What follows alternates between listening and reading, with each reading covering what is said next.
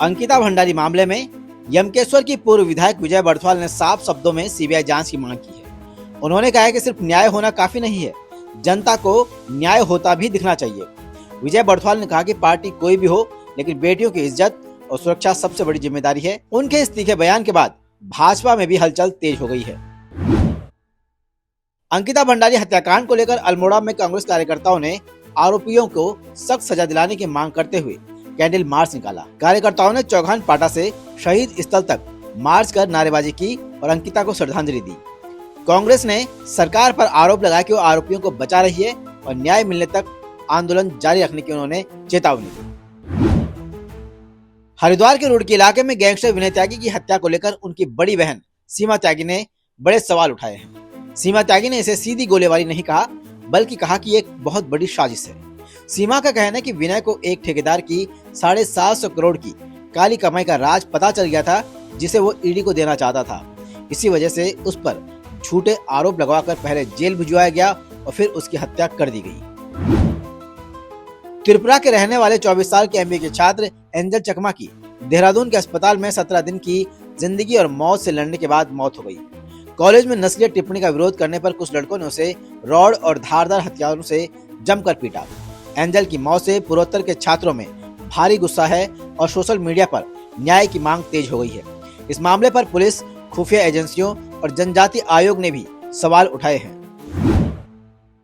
Supreme court के आदेश के बाद शनिवार को ऋषिकेश के कई इलाकों में वन विभाग जमीन की नपाई करने पहुंचा। जैसे ही टीम शिवाजी नगर और आसपास के इलाकों में पहुंची, स्थानीय लोगों ने कड़ा विरोध शुरू कर दिया। लोगों ने करीब 3 घंटे तक प्रदर्शन किया और अधिकारियों की बात सुनने से इनकार कर दिया।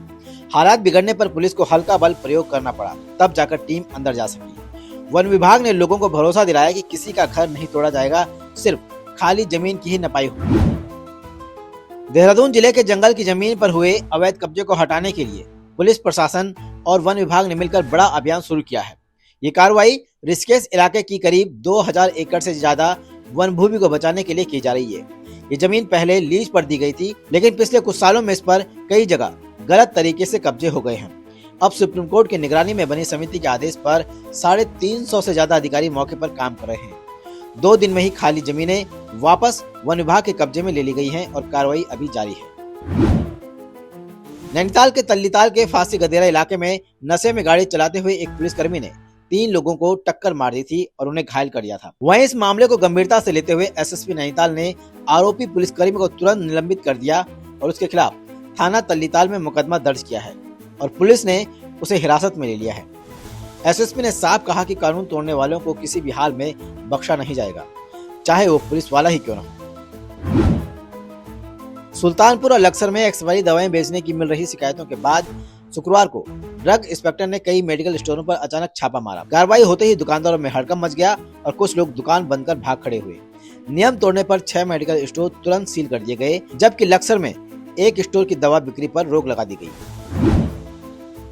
गदरपुर में सोशल मीडिया पर भड़काऊ धार्मिक पोस्ट डालकर माहौल बिगाड़ने और युवक से मारपीट करने के मामले में पुलिस ने एक युवक को गिरफ्तार किया है।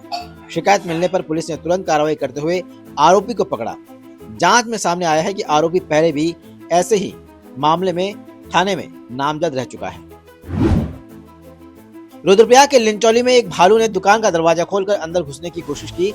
ये घटना सीसीटीवी में कैद हो गई।